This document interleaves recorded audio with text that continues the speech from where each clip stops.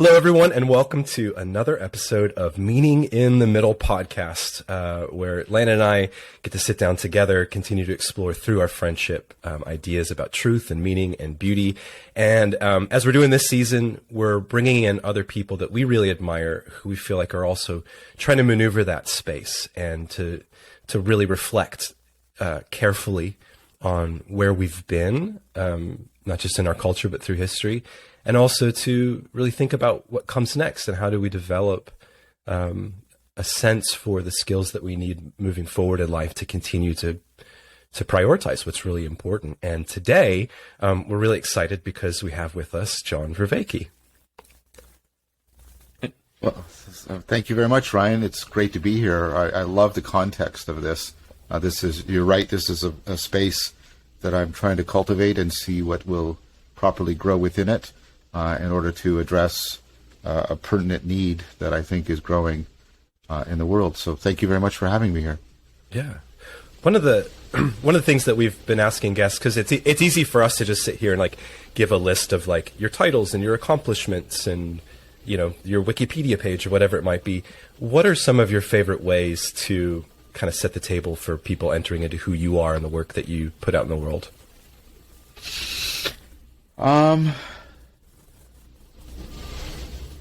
I aspire to live a Socratic life, and I think Drew Hyland really explicates that very well.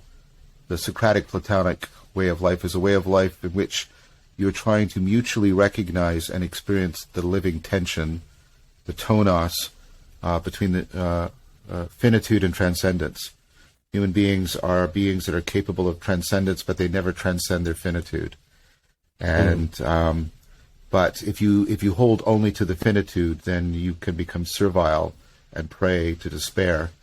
If you only celebrate the transcendence, then you're vulnerable to the fate of Icarus and hubris. And trying to live that tension properly, I think is one of the defining aspirational goals of a wise life that has spiritual depth to it.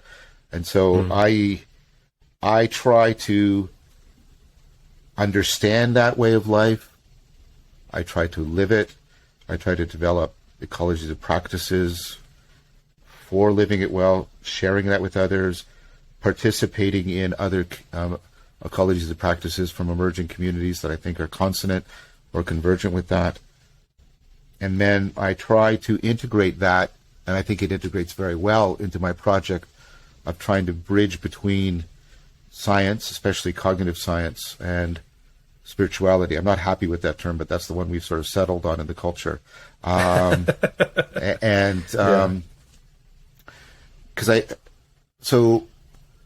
If you allow me to put those two descriptions together, I'm somebody who aspires to a Socratic way of life and wisdom that affords reintegrating spirituality and science so as to afford a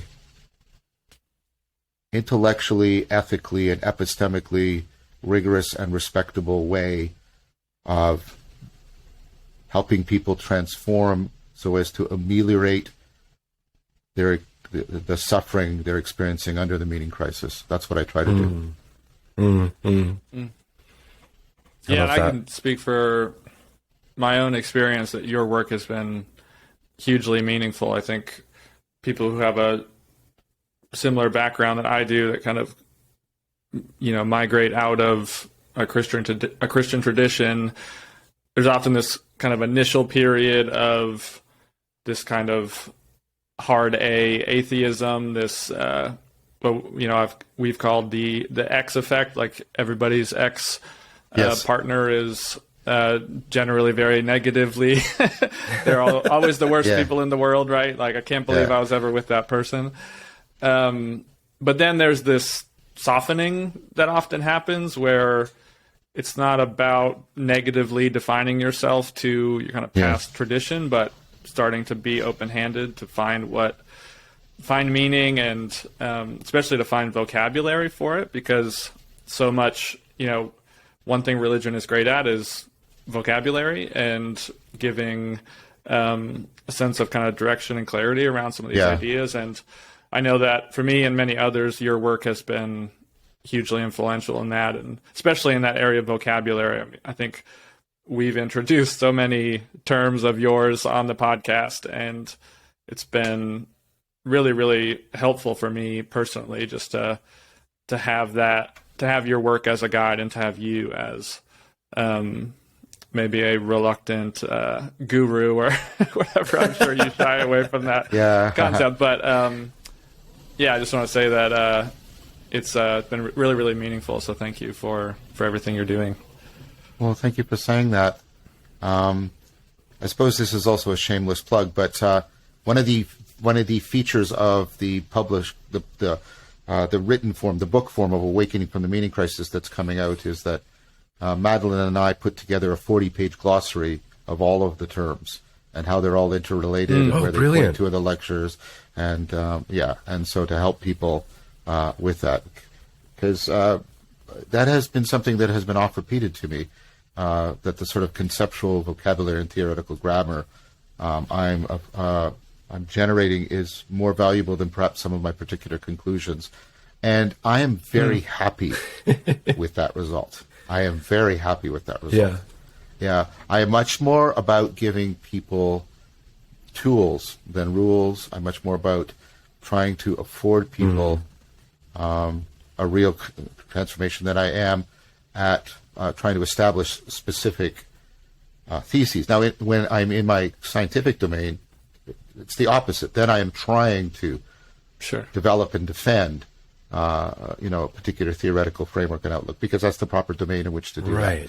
But when I'm not in that space in particular, I'm much more interested in affording people being able to take up my work. So I meet people leaving religions, not just Christianity, and if I can help them leave in a way such that they could become, like, I'll extend your metaphor, which I've independently used, by the way. If I can help them to become friends again with their ex, I'm very happy with that. I also meet people who are moving into religion, and the language that I've afforded helps that, or helps them return. And again, that is fantastic from my point of view. And for those and for many people who aren't moving with respect to religion, but moving orthogonal to it, I also want to help them. So it's interesting to understand what's in play right now. And I agree with you, Ryan. The idea that we're going to work our way back to some shared religious framework, I think, is implausible.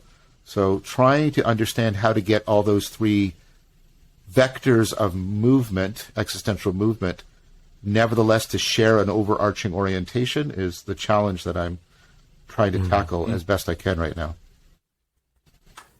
Yeah, that's great. One of the things that I love about, you're speaking almost kind of these two halves of your work, is I feel like we're in an interesting era where, I think that medicine is a really great example where we kind of like hyper-focused individual lanes that people would stay in.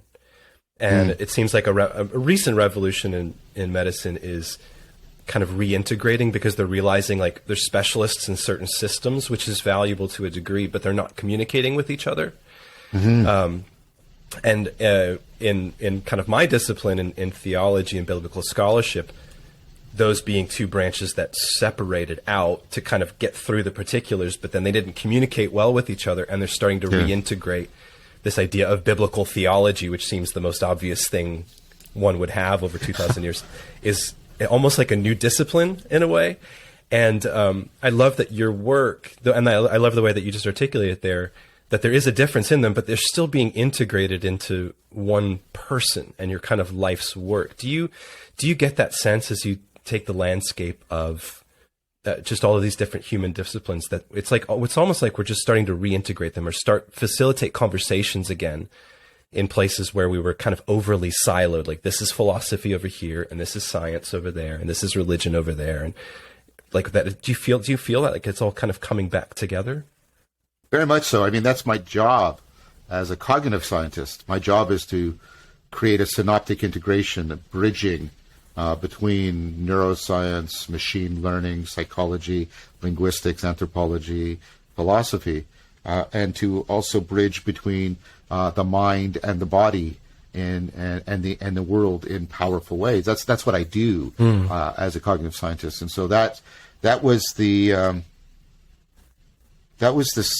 set of skills and I hope virtues that I was educated in as I continue to be in someone who practices cognitive science, that I brought to bear on this issue. I was just talking to your point, Ryan, to Rushamodi. I released on my channel, and he's a medical doctor, and he wanted to talk to me about the deep interconnections and interpenetrations between the meaning crisis and the medical profession. The medical profession is being more and more asked. This is such an epitome of the meaning crisis. And I think he would be very happy with this articulation. The medical profession is more and more being asked to deal with the deleterious effects of the meaning crisis, while more and more itself being undermined by the meaning crisis. So it's being asked to do more and more, while it is being made itself more and more, if you'll allow me, spiritually brittle and incapable of the flexibility and the insight and the innovation, the fire that's needed in order to address the almost emergency levels in many communities of the effects of the meaning crisis. Wow. So we've used this term already a few times, the meaning crisis, and something we've talked about on the show. And for those who are not familiar, John has a series on YouTube called Awakening from the Meaning Crisis, which I highly recommend. And in a lot of ways, the meaning crisis is the premise for this podcast. And what I'd like to try to do is see if I can just set the table a little bit to make sure us and the listeners are on the same page about what we mean by the meaning crisis, and then use that as a jumping off point. This will just be a quick 30,000 foot view, I think, look at it and kind of up a very Western Christianity path. I know there are many dimensions to this, of course. And correct me if I stray too far in any of these points. So I'm glad you're giving the summary rather than I. I'll give you something to react to. It's nice to hear your own work repeated back to you. You said it 1,000 times, yeah. So as humans, we are clearly very adaptable and adaptive to environments and various circumstances. And part of that is our ability to, as you talk about, relevance realization. There are so many things we could pay attention to, but we have this kind of uncanny ability to sift through that, not in a calculated way, but in a way that allows us to navigate. And that requires that our attention is biased, right? We have to use a bit of shorthand in some way to kind of make that a viable process in real time. So because of this, we have blind spots as people for self-deception and self-destructive behavior. And historically, religion has been, in large part, our main kind of cultural answer to that by offering us tools to continue to calibrate our attention and give us a perspective kind of outside of ourselves to see how much we may or may not be deceiving ourselves. Then fast forward many centuries, the Enlightenment happens, and as humanity, we recognize this huge untapped power and potential that was sitting there the whole time in propositional knowing. We realize, okay, if we can develop a method, the scientific method, to circumvent those biases that we have inherently, that will allow us to unlock a lot of very actionable, invaluable knowledge about the outside world. As a result to that, amazing kind of example, like science obviously has completely changed the world. In the West, in particular, a lot of Christian traditions, some Christian traditions at least, responded to that by kind of saying, oh yeah, that's what we're doing too. That's the kind of truth that we also have, right? That's the kind of truth that the Bible is. It's the same kind of factual, literalist truth claims. And some of those traditions that previously were giving us meaning and perspective and a pursuit, a path towards wisdom, were kind of flattened into this factual claims, and we see the rise of young Earth creationism and these kind of pseudo-scientific attempts to prop up the Bible in that way, which we then see opens up some Christian traditions to, the response of the new atheist movement. And right as those Christian traditions are narrowed and kind of flattened, they're on a collision course with pluralism. And the internet and social media make that impact all the more intense. And I think as a result, we're swimming in information and quote unquote connectedness, but we've lost those tools that helped us to find meaning and to pursue wisdom. And so we're finding culture and we're finding our individual lives more and more hollow in that context. And so that hollowness is what we're calling the meaning crisis, which I think the beauty of the phrase, the meaning crisis, which to my understanding is a phrase that you popularized. As soon as you hear the phrase, anyone I've talked to about it, it's immediately like, oh yeah, that's a perfect little label for what we're seeing. And everyone kind of knows what that means, what the symptoms are. So I want to just kind of, I don't know if you have any reactions to any of those points, but I want to try to kind of lay that as a jumping point, and ask you, kind of shift that a bit personal and ask you, like, what was your experience? How did you come to discover the meaning crisis in your own life and kind of get into the business of addressing it? Oof. So you did that extremely well. I thought that was very well done. Yes. Complete and utter touchdown on that. Yeah. I guess the one thing I would add, you alluded to it, is the propositional tyranny that you mentioned and how it gets taken up into sort of the propositionalization of religio, the sense of connectedness, is consonant also with the loss of the access to the loss of the experiential and participatory access to the other kinds of knowing, the procedural, the perspectival, and the propositional. The participatory, the procedural, the perspectival, and the participatory. And the main claim there is those are more properly the place where we find what we've typically called wisdom and meaning than in the propositional. So the propositional, as you said, its codification into the ecology of practices called science. There isn't a single scientific method. There's a whole bunch of practices, as you rightly said, Landon, they're designed to ameliorate the kind of self-deception that emerges when we're inferentially manipulating propositions and linking them to evidential claims.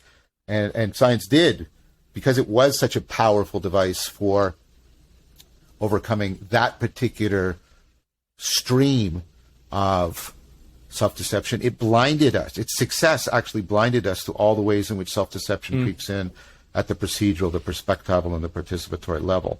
And so that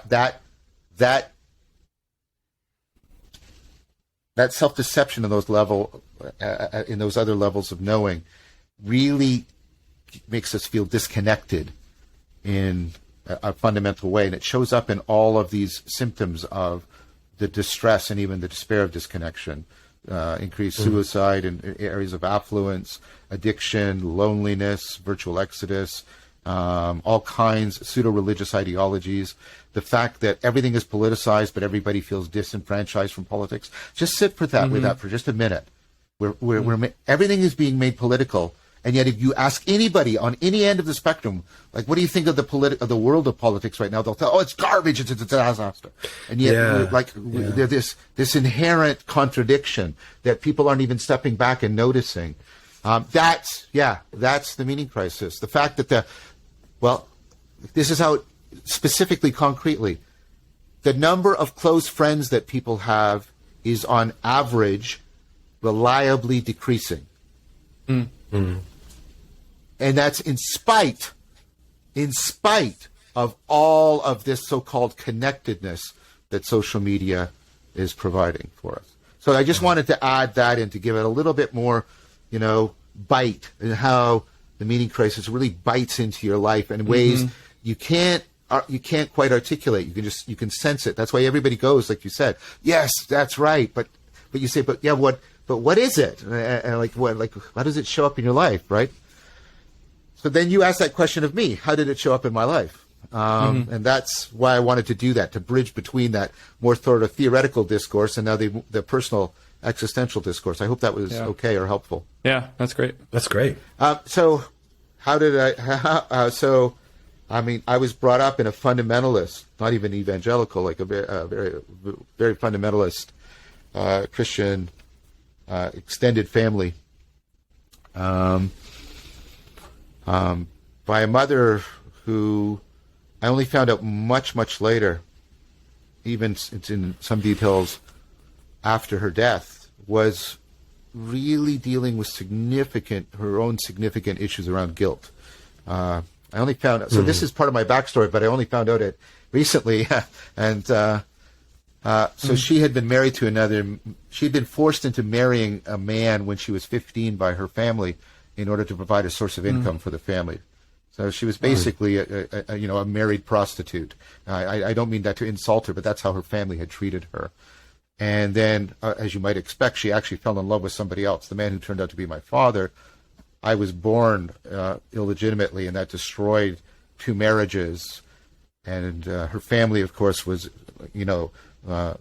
horrified by this, and also horrified that the income stream she had been providing was undermined. And she carried this guilt into a way in which she dove very deeply into the fundamentalist religion that they all shared. Now, I didn't understand all this subtext. All I understood was not only was the whole extended family sort of vibrating with this, fundamentalism, she had a particularly intense focusing of it onto me, because I, of course, was the mark of her sin and her failure. So but at the same time,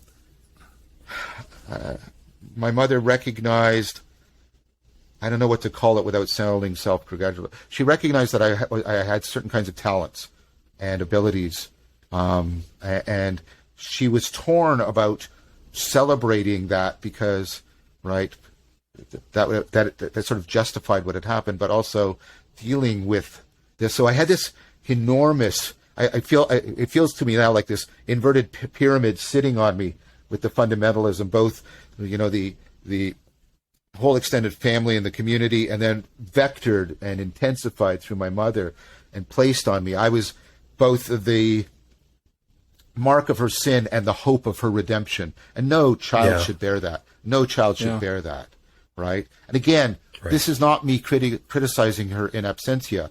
This is me actually trying to understand later, after some therapy and other work, what was going on.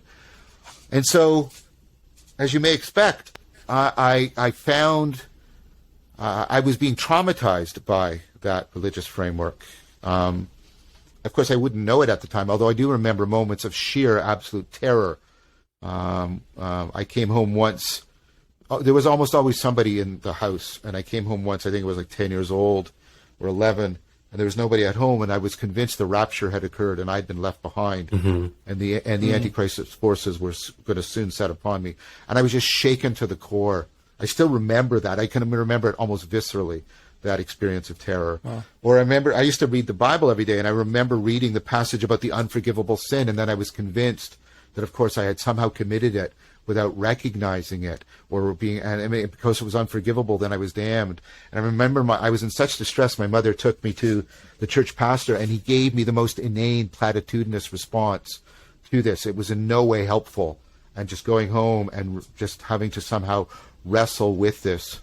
So I eventually did leave when I was in my mid-teens, because I read a couple of books that opened me up dramatically. They were works of fiction, actually. Siddhartha by Hermann Hesse, Lord of Light by Roger Zelazny, and then Fifth Business by Robertson Davies and others.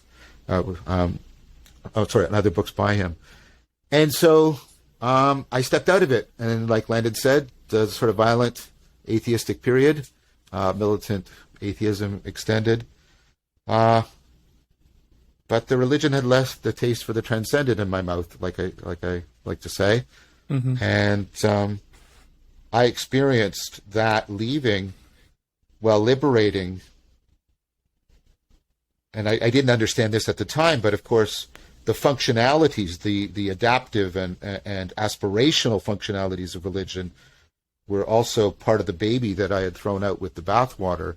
And so I experienced a profound, visceral kind of depression. I called it the black burning in my chest. It was phenomenologically just, at times, overwhelming. And then I slowly, and often in a very clumsy and sometimes, vicious in the sense of vice, attempted to address and alleviate that.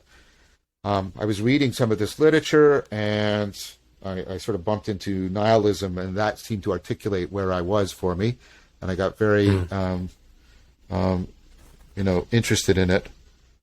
And then I went to university with that sort of emerging, budding nihilistic framework, a deep reading of it in many ways. And then I encountered the figure of Socrates, and that was profoundly transformative for me. I was in an introductory to philosophy class. I hadn't intended to go into philosophy. I just took it because it seemed like it was relevantly similar to some of the novels I had been reading. And I was overwhelmed by this encounter.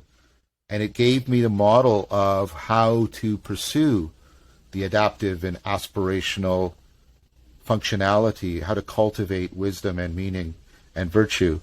And I was very taken up with that. Unfortunately, that project of the cultivation of wisdom typically does not extend in academic philosophy beyond your introduction to ancient Greek philosophy, academic philosophy. Until recently, it's changing right now, but until recently, wisdom is not even a topic. And spirituality. If you do the philosophy of religion, you very little talk about this. It's all about arguments for or against the existence of God and stuff like that, which is somewhat tiring. There was some courses that I found valuable. Kierkegaard, Nietzsche, the existentialist courses. Reading Gabriel Marcel had a huge impact on me. But by and large, academic philosophy was not feeding the hunger that the encounter with Socrates had engendered. So I went literally down the street, to a dojo that was teaching Tai Chi Chuan, metta contemplation, Vipassana meditation, as an ecology of practices. That's where I got the idea from. And I started to cultivate that transformation, wisdom, profound connectedness, get into the flow state, experience, mystical states within meditative or contemplative practice, and growing. And then, unbeknownst to me, this new discipline was emerging called cognitive science, and I saw that what I wanted to do professionally and what I was doing personally could actually start talking to each other. So I was teaching at this time, and when I started to teach about these, I was one of the first people, for example, I think maybe the first at U of T to teach about mindfulness within a scientific framework, right? Things like that, or wisdom. My students' eyes were lighting up, and I realized, this isn't specific to John. A lot of people are trying to get these two things back together again. And then I started doing all of this research on it, and that became a course at U of T called Buddhism and Cognitive Science, and then related course, a course on the psychology of wisdom, another course on mindfulness, another course on just the foundations of cognitive science. And I had a student come to me and he said, you should turn this into a video series. And so I took it all together, and integrated it together, and made Awakening from the Meaning Crisis. All along trying to articulate what I thought the problem was, some of the answers that I saw emerging in me and other communities. And then that has more and more turned into me going on this long journey of trying to get the best possible answer about what the best possible ecology of practices look like, how to set that in a community of communities, and how to ultimately steal the culture. That's my story. I love. Thank you for being so vulnerable with that. I mean, this is some pretty big moments. One of the things that I love what you say when I've listened to interviews and discussions.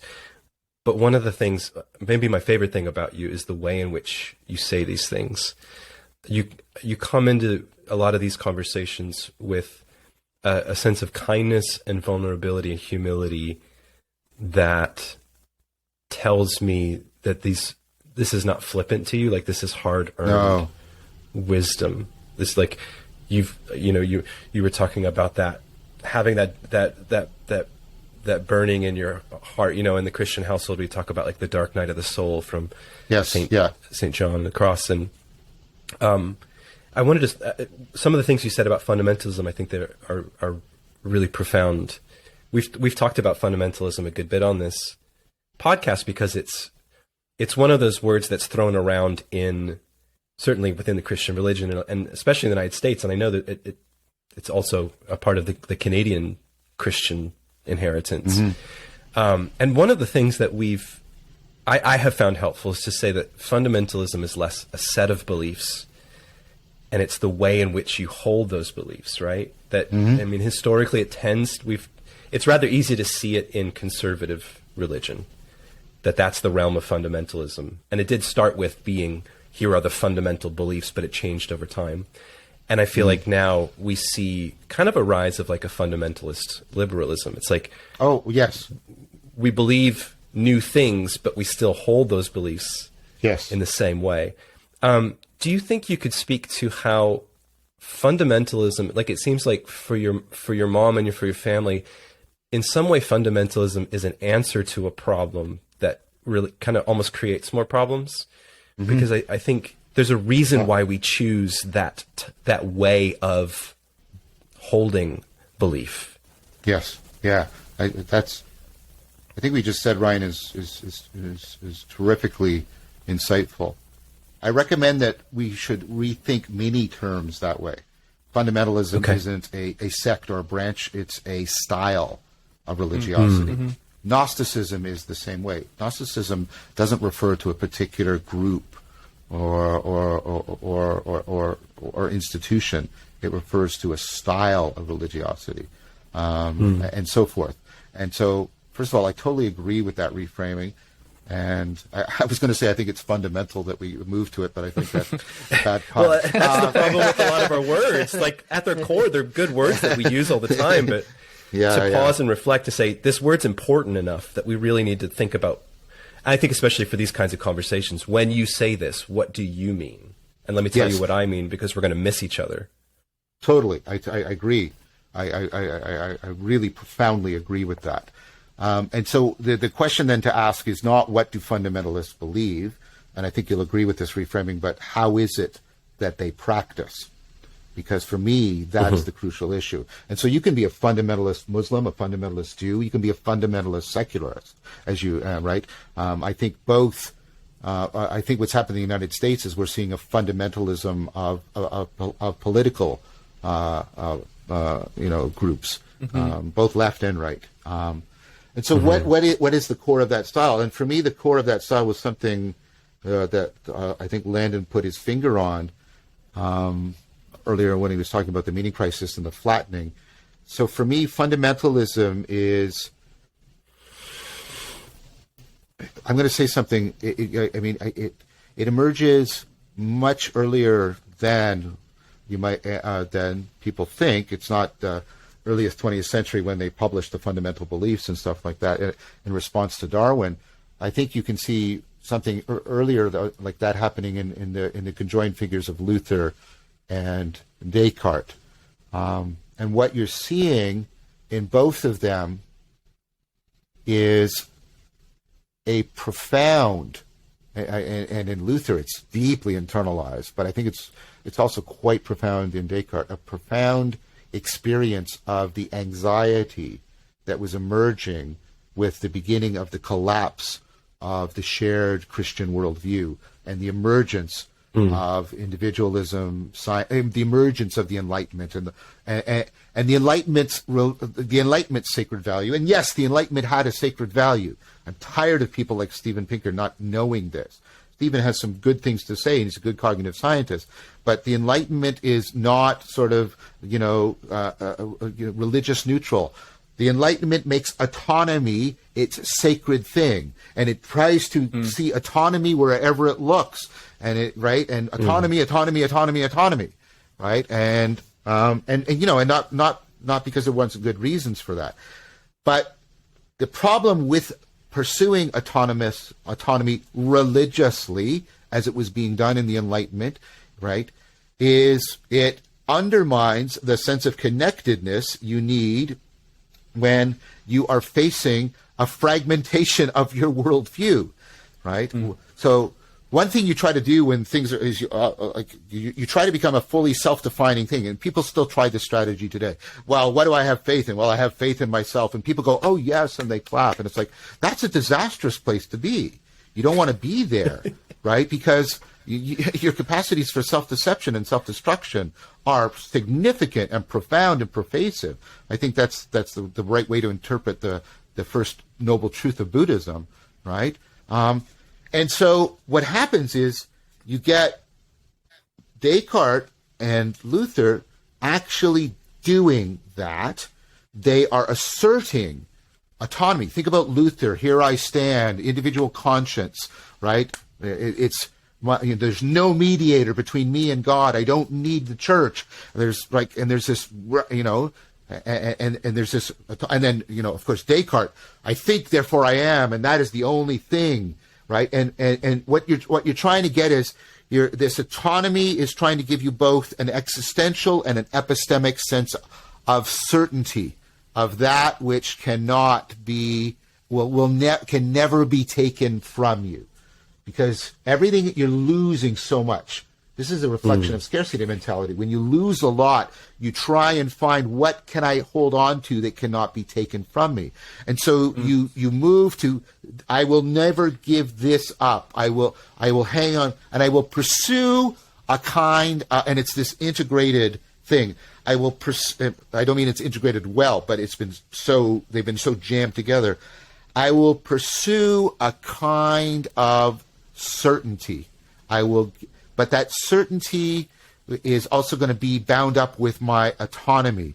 And so it has to be certain, and it has to be something that is completely graspable and holdable by me. So you get this project, the foundationalism. I'm going to find the foundation in epistemology or science or religion that can't be taken away. And so you get this quest for certainty interwoven with the assertion of autonomy. It sounds so weird, but that's what it is. It's this, right?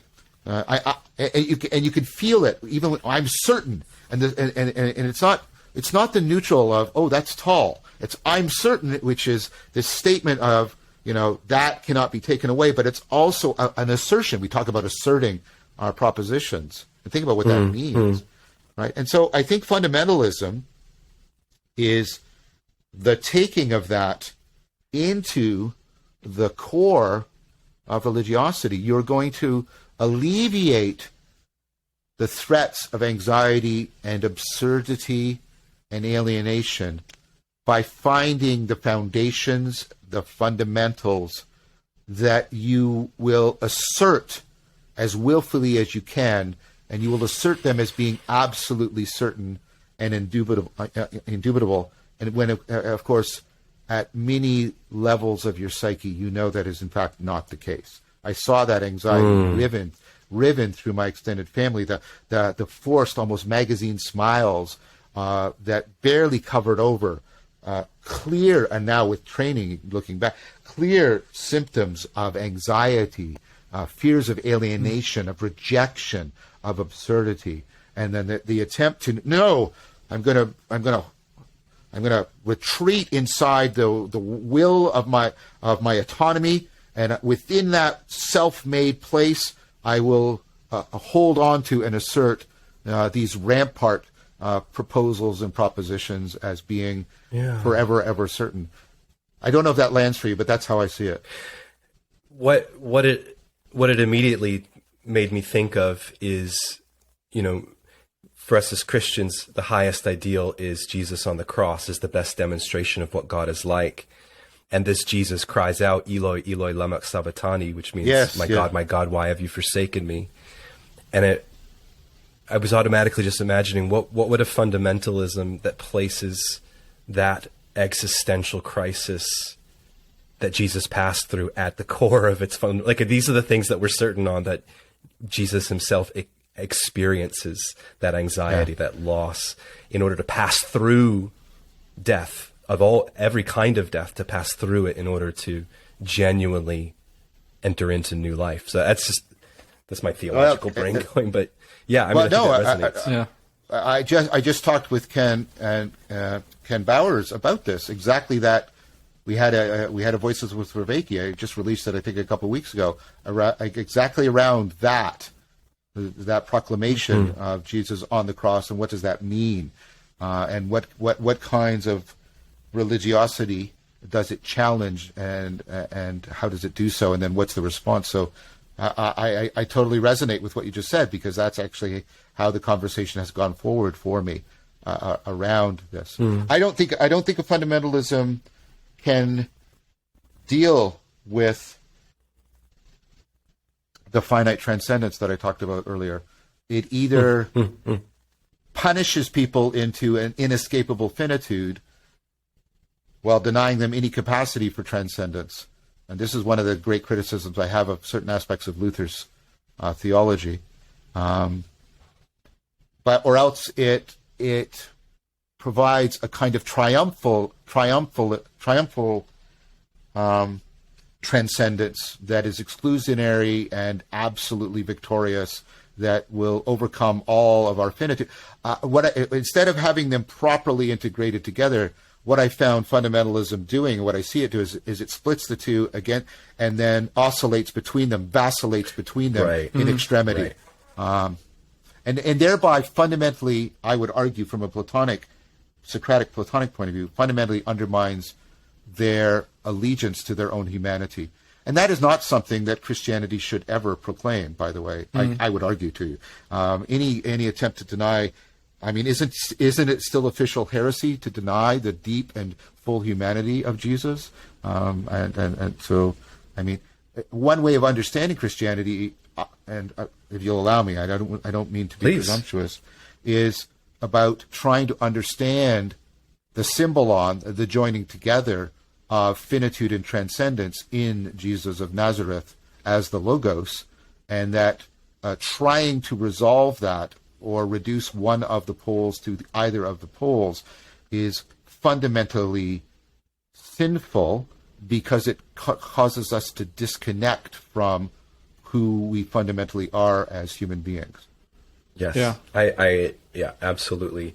And I think it's almost like that horseshoe theory of politics, that the farther you go out, you've chosen that liberalism will tend to turn Jesus into like a human fetish. Like, he was this wonderful teacher. It's a shame his ministry got cut down as early as it did, because he did a lot of good things, and we're supposed to just go out and do a bunch of good stuff. But on the conservative side, it's like he is so God. He floats 3 inches above the ground at all times. He didn't really get upset or get surprised, because he's God, and that God has almost nothing to say about being a human being. And the good theology always holds it, I think, in a creative tension that it's almost like you can't solve it. Like, that's, I come from the Anglican tradition, and we talk about it as this is the mystery of Christ, not mystery in the sense of like we shrug our shoulders at the universe, like, oh, we'll never understand this, whatever. But there's that challenge to continue to pursue something that's just beyond our grasp in a way. And it's continuing to live in that tension that you can't resolve. The tonos, right? And this, and until it talks about this, right? And that we're but like, instead of thinking of it as an abstract metaphysical thing, I don't want to diminish the mystical heights people realize, but I also want to put it back into the in situ of their life, because I and I believe most human beings we're constantly pulled between seeking autonomy and individuation and seeking connectedness and participation. And don't you find you going through these cycles? You know, I'm kind of isolated and alone. I'll join a group, and then you join in the group, but wait, this is challenging who I am and what I'm going to pull back and withdraw and, you know, really cultivate my relationship to myself. Oh, I'm alone. I feel kind of lonely. I should join a group. I joined the group, and right? And you realize, oh, like I can't resolve that. If I try to resolve that, I'll lose my humanity. And I think just like we have the tension between individuation and participation, we have the tonos, the properly held humanity realizing tension, the tonos, the creative, between our finitude and our transcendence. And I kind of like what I said earlier. I don't mean to be self-promotional. It was a moment of clarity for me that fundamentalism breaks the tonos, and liberalism too. And you get the vacillations within each one of them, by the way, I think. And between them. I think that's astute. Yeah, and this brings us to an area that I hoped we would get to, which is great. So we've established, I think, that fundamentalism is a bad, generally, or a foolish kind of way to solve or address the meaning crisis sort of by force. And you have this idea of, that we've mentioned already, this like ecology of practices that we have lost from religion, and you use this term Reinventio. That holds both rediscovery and reinvention kind of in one word. And we've already talked, so we're talking about Christianity and Jesus. Be interested to have you talk about a little bit about how those pieces work together. And in particular, so rediscovery in some part is looking into these traditions, finding that wisdom, finding those practices that can, in some ways, be separated from the credo of those groups, and maybe that's more like, I don't know if the term like open source is the right way to think about it, but we're kind of trying to find these pieces that we can use in an open source way to kind of build these ecologies. And one thing that I would like maybe to direct you a little bit at is why, and I'll maybe just ask it in a direct way, why is Christianity, and have you reflect maybe a little bit on Christianity. Sure. So we've talked about fundamentalism and a very, like we said, flattened version of Christianity. Yes. But there's also, as we've also touched on, there are more dynamic, open, evolving forms of Christianity. We just had Brian McLaren on. We interviewed a couple days ago. And we're both familiar with Jonathan Pageau, and I know you've talked to him pretty often now. And you know, Jordan Peterson is quite famous for taking a kind of psychological approach to validating and affirming wisdom and truth in the Bible. Why? So that rediscovery is clearly very valuable. I think what I'd like to understand from you is what is left there that why is that not enough? Basically, why, if we take this kind of ideal version, if we could call it that, of Christianity, or these more dynamic versions, what is missing that we still need to reinvent? Okay, so I know that's a big no, that's a good question. So I use a different metaphor for Reinventio rather than open source. I use the biological metaphor of exaptation. Right, you know, the way the tongue has been exapted for speech. It originally evolved. So we can look at these ecologies, and hopefully we can repurpose them, exapt them into sets of problems for which they did not originally emerge or evolve. We're in one right now, social media. None of the legacy religions are ready for social media.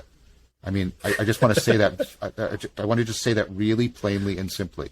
They're not ready for it, and they're not ready for the tremendous spiritual significance of social media. If you don't think this is a talismanic device that people worship, you're not understanding it. I'm not religious. Let me take your phone away for you for a day. My phone? You can't take my phone away. Right? Yeah. Okay. It's a temple, right? I mean, it's an oracle. Temple. It's an oracle. It's an icon. It is that which shines the world into you, that opens you into the horizons. It gives you advice. It directs your attention. It captures your allegiance, and you bind your identity into it. If you do not think that's a religious phenomena, you don't understand how human beings work. Right? And I wouldn't. People will say ridiculous things like, "I can't be bothered to go to church for an hour." How many hours do you spend on your phone today? 4.5. How much of that can you honestly say was productive? Half an hour. Right. So 4 hours is worship. Right? And so the legacy religions aren't ready for social media. They're not ready for AI. You think the printing press and the Industrial Revolution put pressure on our worldview and our understanding of what it is to be a human being? And the legacy religions sort of handled that. They dropped the ball a bit, but they sort of muddled through.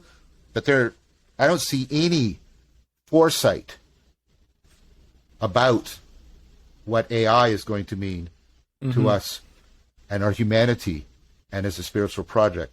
Those are two, and they're also interacting, because this social media is being manipulated by AI algorithms right now, and it's moving people around, and there are these hyper agents, touching the world as a hyper object, and Jonathan and I have talked about this, and they have spiritual significance. Jonathan admits that. That's not me imposing anything on him. I do not see the legacy religions ready for that at all. I do not see them properly prepared for the accelerating curve of the meta crisis, the energy crisis, the economic crisis, the environmental crisis. And I do not see them escaping from the axial age, two worlds mythology that was central to the success of the axial revolution. And I'm a lover of the axial revolution, as you probably know. But we need another axial revolution. We do not need the French Revolution. We do not need the Russian Revolution. We need something like the axial revolution. And it has to be to the previous axial revolution what the axial revolution was to the Bronze Age. It has to be a fundamental overturning of our conception of humanity and worldview, such that new religions and new philosophies emerged. That's what actually happened, and that is what is needed now. And while I see many individuals within the legacy religions, I mean the legacies of the axial revolution, that's what I'm referring to. While I see many individuals wrestling with this, I do not see the religions per se at the institutional levels wrestling with all of these issues. And I think many other people see the same thing. I was talking to somebody earlier today, profound man, writer of fantasy and science fiction, just deeply invested in understanding the numinous and art and ritual and transformation. But he said, I am not inspired by any of the things offered on the table of religion, something very close to that. He didn't say it's false.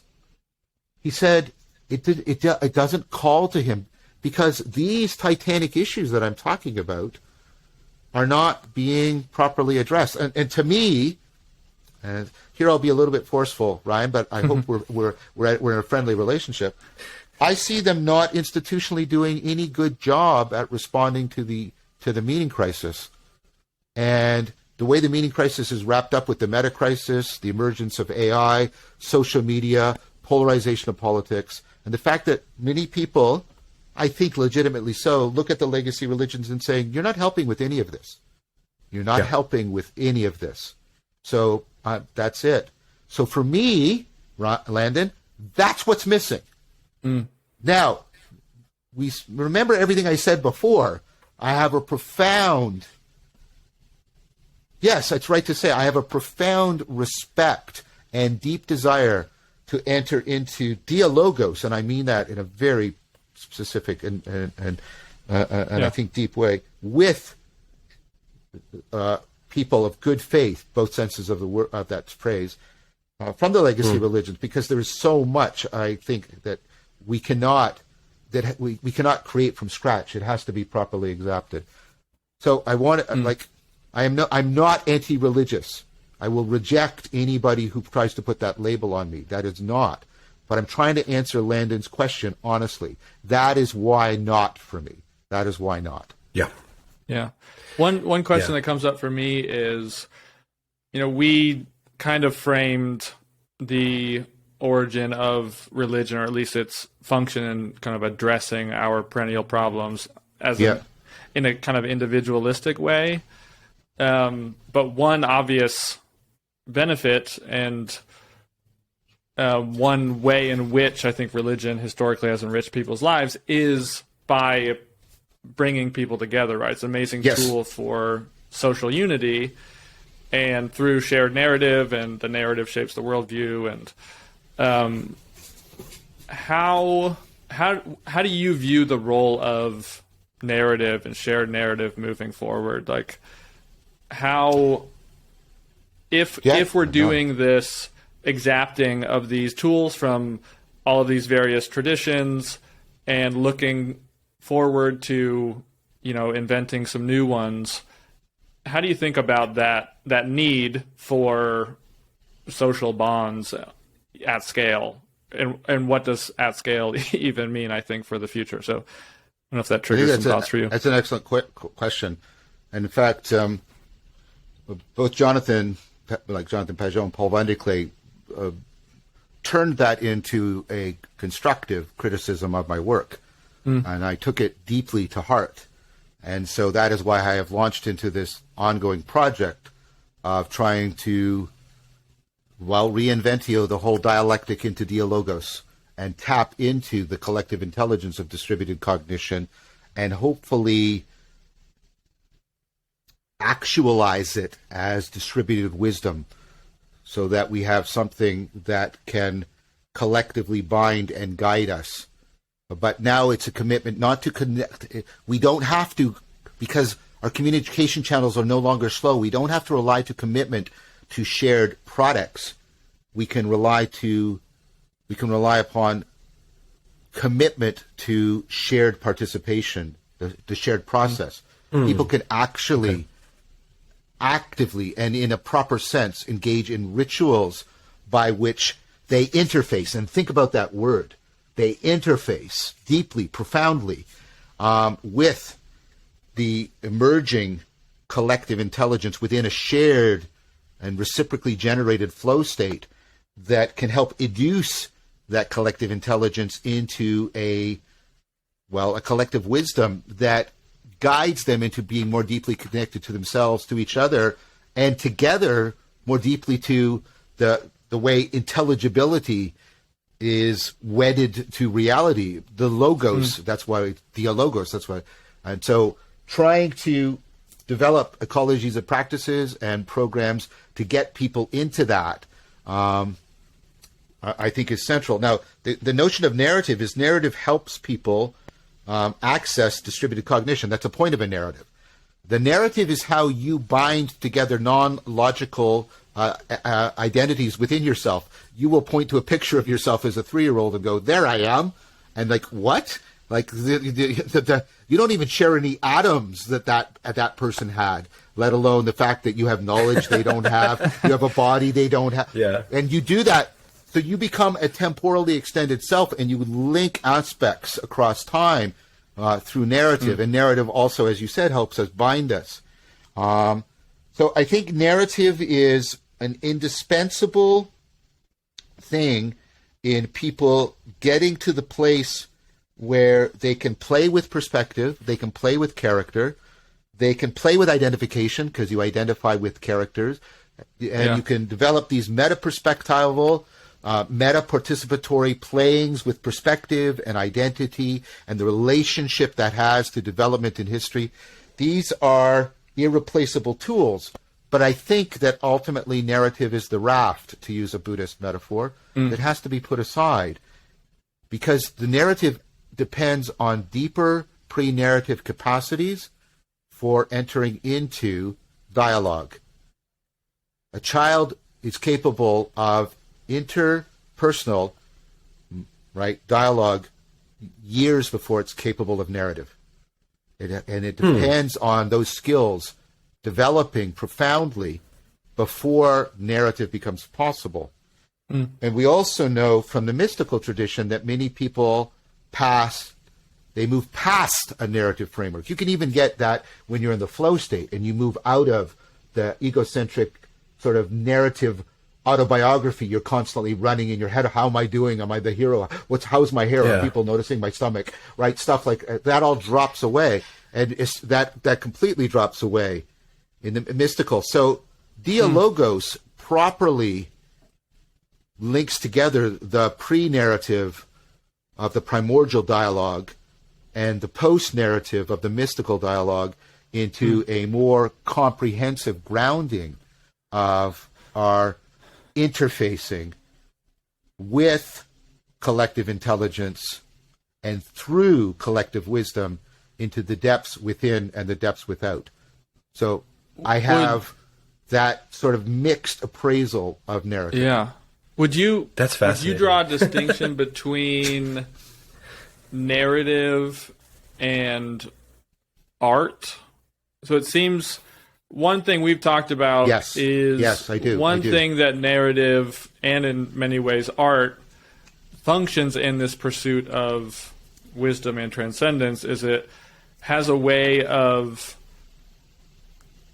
I realize I keep using kind of technology terms, of formatting truth into a form that's easier to interact with sacredly, right? So if we take insights from cognitive science or wherever, narrative seems to open the door for more of that participatory engagement. Yes. We understand as that to create that kind of cycle of sacredness. Yeah. How do you think about that in relation to artistic expression? Well, first of all, a doorway is not a way. And narrative's a doorway, but it's not a way. And the way that can be spoken of is not the way.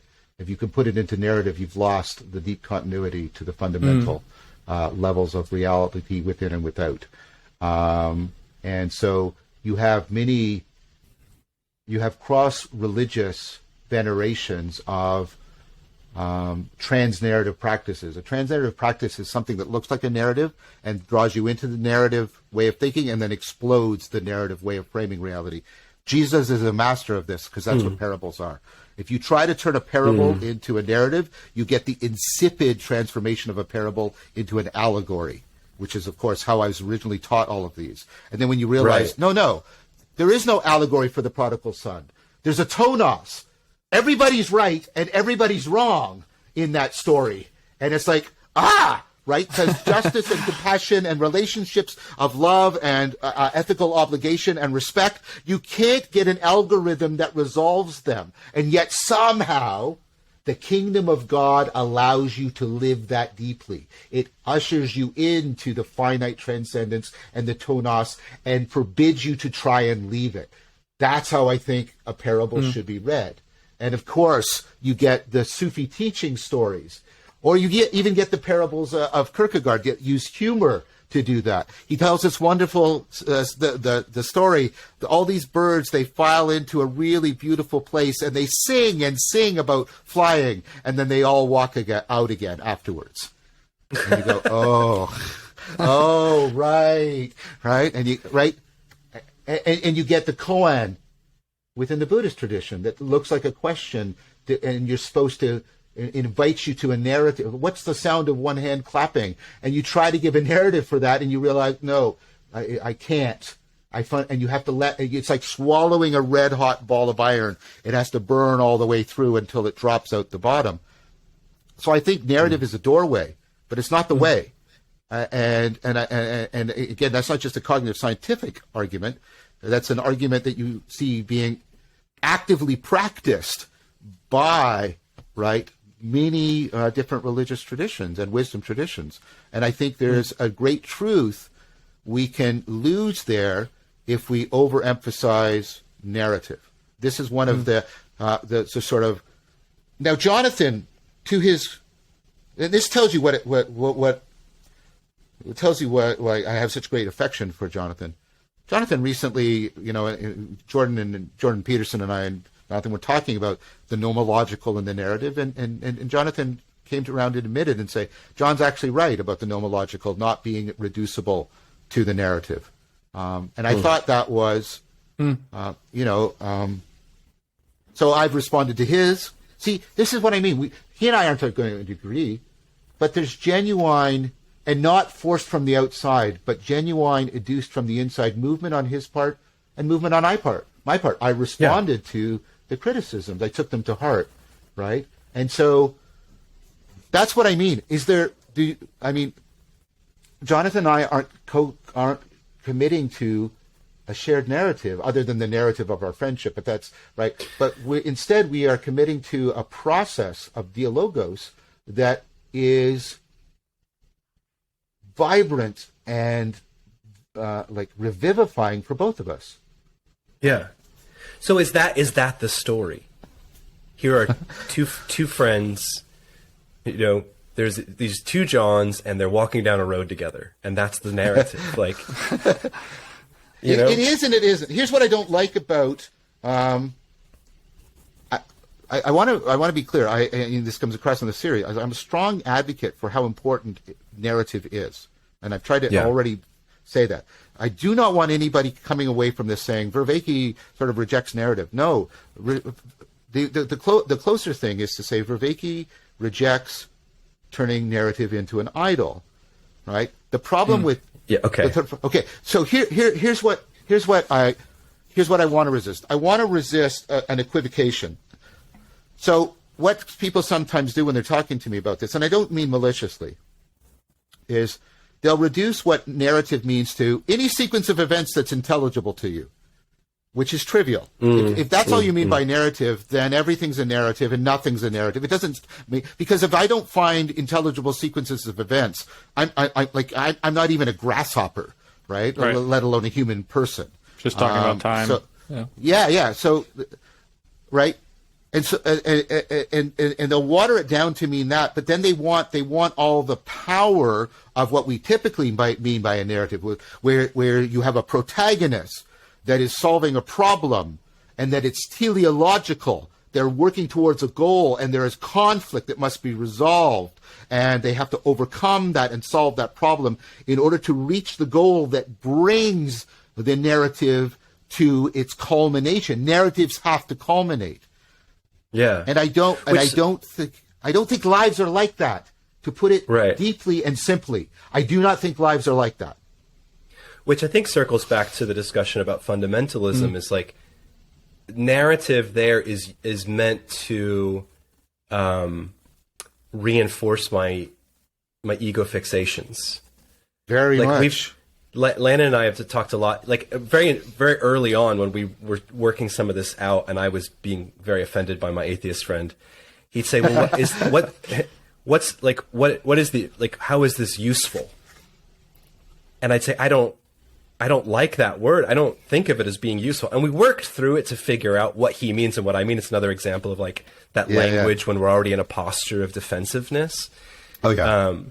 But there's a utilitarian type of narrative, right? That is probably found in fundamentalism. It's just like, this story exists to reinforce what I already want to believe about myself, my place in the narrative, and where I'm headed, rather than opening myself up to narrative that can continually haunt me or challenge me or invite me to live in some of those tonos creative tensions, especially like transcendence and finitude. Like, a good, like you're saying, we talked about it as like the difference between Jesus' parables and Aesop's fables, right? Yes. The fables, like, here's the lesson I want you to learn. Yeah. So I'm gonna retroactively construct a narrative that helps me to tell you this story, and Jesus didn't quite do that. It was like you keep coming back to it time and again, and it breaks off a layer of overly codified understanding religiosity, and it snaps that open, and then you grow a little bit more. And then you have to come back, and then it snaps and you grow a little bit more. I agree with that. I want to propose something to both of you, but especially to you, Ryan. Don't you think that the cry, my God, why have you forsaken me," on the cross undermines any attempt to see Christ's life as a narrative, but instead puts it always into the framework of being a parable that we have to come through and smash up against again and again and again? Like I honestly don't think. I mean, it's good. It's good news, which is not the same thing as the greatest story ever told, right? And it's certainly not good advice. Yeah, right. Yeah, because so, that's the reduction of the narrative. It's good. It just becomes good advice. So I find that narrative. So this is coming out in what's called third way scholarship around Plato, where what we're now understanding is you don't read Plato by taking the arguments out. That's part of the propositional tyranny, and just looking at the arguments and generating Plato's theory of the forms. He never had any such thing. The arguments are set within drama, which is set, and there's a narrative aspect, but drama can't be reduced to narrative, right? And there is also other stuff going on there, transformational stuff that's not properly grasped by narrative also. And so trying to understand all of that together, and that sort of triggered something into me I don't want to lose. So I'm going to drop that line for a second, come back to it. Yeah. But there's a lot, and I'm doing a lot of work on this. There's a lot of work, really good work, starting with Jennings and Williams and Lyons and Shilbreck and others, about ritual knowing, and about how ritual is a way of non-propositional knowing that is designed to fit you to the world in a way that transfers broadly to many domains and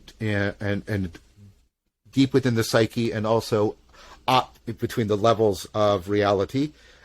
But it also goes the other way. It makes you conform to it, so that, right? So it's not just that you learn from the ritual, you also transform to conform to it, and you come. So for me, Tai Chi Chuan is a ritual par excellence, because I'm doing this thing that does exactly those things. It transfers into many domains of I'm using it right now, or more accurately, I'm living it, and it's living through me right now as I'm talking to you. It's percolating through my psyche. It's permeating, right, all these domains. It's integrating the depths to the heights. It's opening me up, but and I'm constantly fitting myself to it, but also like modifying it so that you see what I'm talking about. And one of the core theses of this whole framework is that ritual can't be reduced to mythos. It can't be reduced to narrative. Okay. And one of the overreaches of narrative, especially in this little corner of the internet, is because we're trying to see everything as narrative. We are actually I think this is kind of paradoxical or even worrisome for people who come from a religious orientation. We're trying to reduce ritual to narrative, when in fact the point of ritual is precisely that it is irreducible to narrative, and thereby it can enter into a reciprocal relationship with narrative. Yeah, okay. That's part of what I want to recover. That was the part that Jonathan was resonating with. He was going, right, there has to be something other than the narrative that's going on. And, and I talked about, I'll stop talking. That's a proposal. That resonates. Yeah. I think, what you were saying about like maybe a small reading of Plato is something that we find in the Christian faith a lot. I would say, we were just talking to somebody about the Trinity and how there wasn't a doctrine of the Trinity for the first 300 years. Yes. To a point where the church leaders, depending on how you read history, felt it necessary to say, by the way, God is a Trinitarian God, Father, Son, Holy Spirit. This is how it works. This is how it doesn't work. And it's not that the early Christians, from especially Paul and on, did not believe in a Trinity. it was something that they participated in. Yes, I think that's right. I don't know that it would have occurred to them to sit down and go, oh, and by the way, this is how we're going to describe God. And it became a double-edged sword, I think, in developing a doctrine of the Trinity, because it helped to articulate what everybody was swimming in the whole time. But then if doctrine is equivalent of narrative, it's like it separates out for a lot of people, especially when you shift to participatory knowing. It separates out, I agree with this following statement about God, without any question of how am I participating in this imaginative vision of God. Exactly well said. That's exactly. It's like right. It forces certainty into a paradox, kind of, where it's like it doesn't quite fit. Yeah, it engages in pseudo explication. It claims to be explicating something that can't be explicated without significant loss into propositional structures and pictorial structures, and that's what narrative is. Imagine if you actually told the truth of your day as opposed to the narrative that people ask for. The narrative hypothesis is real. We practice narrative all day long because it's training our mindset abilities, our ability to pick up on each other. But what did you do today? Well, my heart beat like about 30,000 times, and I think I took a total of 700 breaths between 1 and 2 o'clock, and like so much of what is happening to make you possible and upon which you absolutely depend is being left out in narrative. And we have to remember that. It goes back to what Landon said at the very beginning. Narrative is a way of enhancing relevance realization, but the very processes that make us adaptive make us susceptible to self-deception. And my concern is there's not enough attention being paid to what we are losing or being blinded to, like ritual, like mystical experience, like the pre-narrative experience of the young child, what we're losing in awareness because of an over-fixation on the lens of narrative. Yeah. Yeah, I'd like to ask one question, if I could try to add one more layer to this whole cake we're building. We've talked about parable as something, I think you phrased it as something we crash up against over and over again, and this idea of narrative as a way to calibrate attention. And Ryan and I did some episodes on ethics, and I kind of tried to put forward my theory, he put forward his, and it felt like we were describing two separate things. When we actually had to re-record because my feelings were getting hurt. But we realized that what we were actually doing was we were describing the two sides of this law versus model dynamic. Yes. Right, where I was trying to build this logical, rational, it's rational all the way up, but this calculated structure from the bottom, and he was saying, no, we have this model at the top. And it seemed like the conclusion we came to broadly was the calculation kind of gets us to a sort of Rawlsian common denominator. But then when we have this question of how do we act maximally good, we seem to have this tendency, at least, to place some kind of North Star above us that we calibrate ourselves to. And that's something I think Peterson is well known for emphasizing. And you talk a lot about hyper objects and some of these things that kind of point towards that, this kind of locus of our values. So for you in this conversation about narrative, how do you think about that concept? Like, what are we orienting ourselves towards or to, or do you kind of reject that framing? No, I think orientation, and I'm reading Stegmeyer's book on the philosophical sort of analysis of orientation called What is Orientation? And it has to do with sort of meta-optimal gripping, and a meta-optimal gripping that affords you being able to navigate your environment both physically and conceptually. And of course it overlaps profoundly, I think, with the sort of the fundamental framing going on in relevance realization. So I think issues of orientation are pertinent. I think there's three other things that are interpenetrating, and we can't reduce one to the other. Susan Wolf made, I think, it abundantly clear in Meaning in Life and Why It Matters, and other people's research, that you can't reduce meaning to morality. You can't. You can't get. You could live a life that was morally praiseworthy and was absolutely meaningless, because it lacks aspirational depth. Just think of somebody who's stranded on a desert island, and they don't do anything immoral, and they stay true to their beliefs or whatever. But that's not a meaningful life. That's what Castaway showed. Yeah. Right. That's why solitary confinement is so punishing. Yeah. I'm just going to disconnect you, right? And there's all kinds of other examples. So, right, but the reverse is the case, and I think there's a strain of pragmatism that sometimes tries to do that. You can't reduce morality to meaning either, and I worry sometimes about Jordan Peterson trying to do that. And then there's a third, mastery, not in the sense of dominance, but in the sense of, right, I have an agency. I have a mastery of agency. My agency is being maintained. And what we do, and Leo Ferraro and I argued this in a paper we published a while ago on the cognitive science of wisdom, is we sacrifice, but it's not a one-way sacrifice or a one-time. We'll sometimes sacrifice some meaning to enhance our mastery, or we'll sacrifice some meaning to enhance our morality, or give on our morality to improve our meaning. Oh, we never do that. Oh, what's that story about Abraham and Isaac again? Can you tell me what that story's about, please? That's the willingness to sacrifice morality to meaning, to being connected to what is ultimately real for its own sake, not because of its moral functions.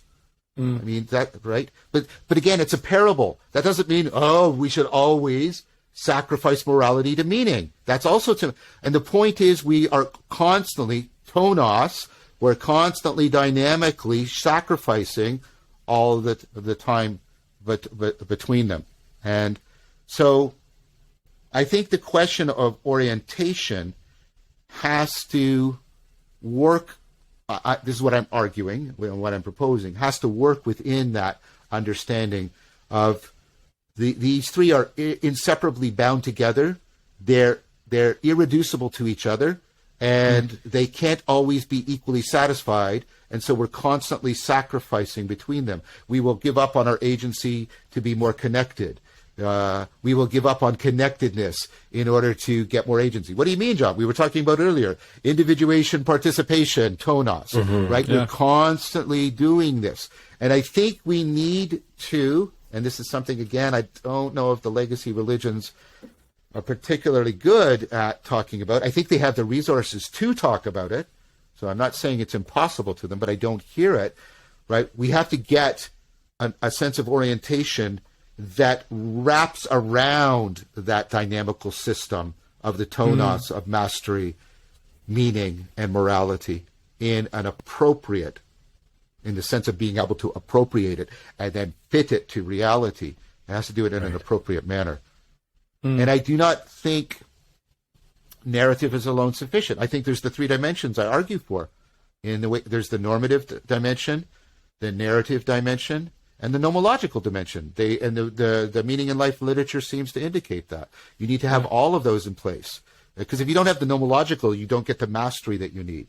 If you don't have the narrative, right, then you will often lose access to meaning. But if you don't have the normative, then you'll lose the moral. And you can see, right, and you can't reduce any one of those dimensions, and you can't reduce any one of those poles of orientation.